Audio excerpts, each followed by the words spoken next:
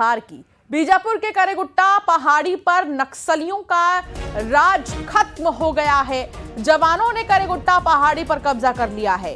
कब्जे के बाद जवानों ने पहाड़ी पर तिरंगा भी फहराया।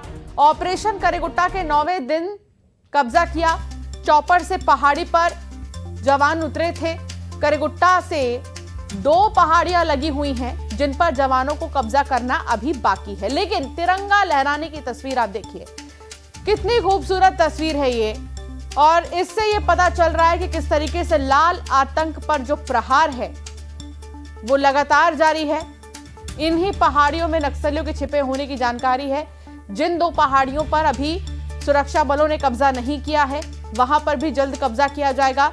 करेगुट्टा ऑपरेशन 9वां दिन, कई घंटों जो है सुरक्षा बल डटे हुए हैं कई घंटों से, और अभी भी लगातार नजर बनी हुई है। रंजन दास संवाददाता बीजापुर से जुड़ गए हैं। रंजन, कितनी खूबसूरत तस्वीर है और कितना अच्छा लगता है जब कोई लक्ष्य हमने रखा है और उसको हम हासिल कर रहे हैं, तिरंगा लहराते जो सुरक्षा बल है वो नजर आए।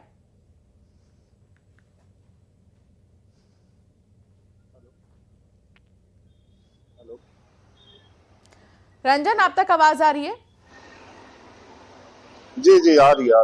रंजन, कितनी खूबसूरत तस्वीर है जहां सुरक्षा बल तिरंगा लहराते हुए करेगुट्टा के पहाड़ों पर नजर आ रहे हैं, जो ये बता रहा है कि कैसे लाल आतंक पर प्रहार जारी है। जी बिल्कुल, 9 दिनों से ये ऑपरेशन जारी है और जिस करेगुट्टा की बात लगातार पिछले 9 दिनों से हो रही है, जिसे नक्सलियों का सबसे सेफ जोन या ठिकाना कहा जाता है, जवानों ने उस करेगुट्टा पहाड़ को फतह कर लिया और उस पर जब तिरंगा फहराते जवानों की जो तस्वीर जब सामने आई तो वाकई ये तस्वीर एक सुखद तस्वीर है, क्योंकि बस्तर जो 4 दशक से नक्सलियों की नक्सलवाद की समस्या से जूझता आ रहा है, अब उसके सबसे सेफ जोन में जवानों ने जिस तरह से फतह पाई और तिरंगा फहराया, वाकई बस्तर में नक्सलवाद जिस तरह से ढेर हो रहा है ये उसकी एक बयां करती तस्वीर है। हालांकि ऑपरेशन की बात करें तो आज 9वां दिन है। सबसे बड़ी बात की जवानी को शौर्य पराक्रम को भी एक सलाम बनता है, क्योंकि 40 से 43 डिग्री के बीच वहां सेल्सियस तापमान है और इस गर्मी में जवान लगातार उस इलाके में डटे हुए हैं, क्योंकि उनके पास उनके हंटर सूट से लेकर बैग और वेपन्स मिला के 35 से 40 किलो का वजन होता है, जिसे लेकर वो लगातार आगे बढ़ रहे हैं। ऑपरेशन की बात करें तो इस इलाके में 2 से 3 पहाड़ियां और है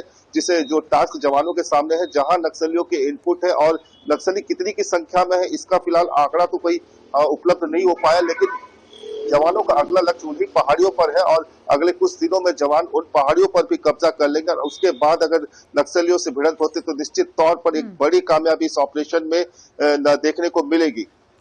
बिल्कुल रंजन, आप ठीक कह रहे हैं कि इसी तरह अगर ये प्रहार जारी रहा तो एक दिन वाकई में जो लक्ष्य हमने तय कर रखा है वो हासिल करके ही रहेंगे। बहुत शुक्रिया रंजन जानकारी साझा करने के लिए।